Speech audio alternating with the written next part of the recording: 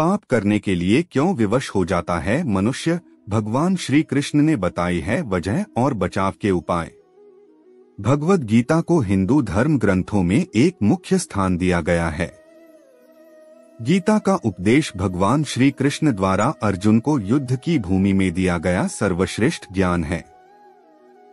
इस ज्ञान के द्वारा ही अर्जुन को सही और गलत के बीच का अंतर पता चल सका और इसी के आधार पर अर्जुन ने युद्ध में विजय हासिल की। महाभारत के युद्ध में भगवान श्री कृष्ण अर्जुन के सारथी बने और अर्जुन को गीता का उपदेश दिया। यह उपदेश जितना उस दौरान प्रासंगिक था उतना आज भी है, क्योंकि आज के समय में मनुष्य का जीवन ही एक युद्ध बनता जा रहा है। ऐसे में आप यहाँ जान सकते हैं कि किन परिस्थितियों के कारण मनुष्य पाप में भागीदार बनता है और इससे किस प्रकार बचा जा सकता है। यह दिया उत्तर। केन प्रयुक्तोयं पापं चरति पुरुषः अनिच्छन्नपि वार्ष्णेय बलादिव नियोजितः।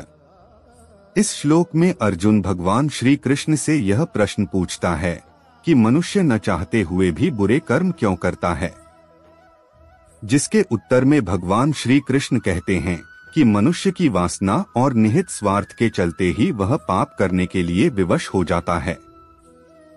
पाप करने की सबसे बड़ी वजह मनुष्य की काम भावना, किसी चीज को पाने की इच्छा है, क्योंकि काम वासना से क्रोध उत्पन्न होता है और क्रोध से भ्रम पैदा होता है, जिससे सबसे पहले बुद्धि नष्ट हो जाती है और यही मनुष्य के विनाश का कारण बनती है।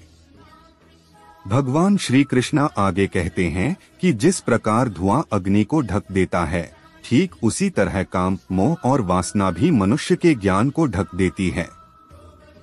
इन्हीं कारणों के चलते मनुष्य पाप करने के लिए विवश हो जाता है।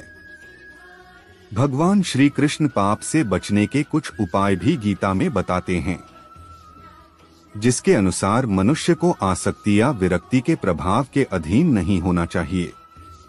जब किसी व्यक्ति में आसक्ति और विरक्ति का अभाव होता है तो उस जीवन को ही उत्तम माना जाता है।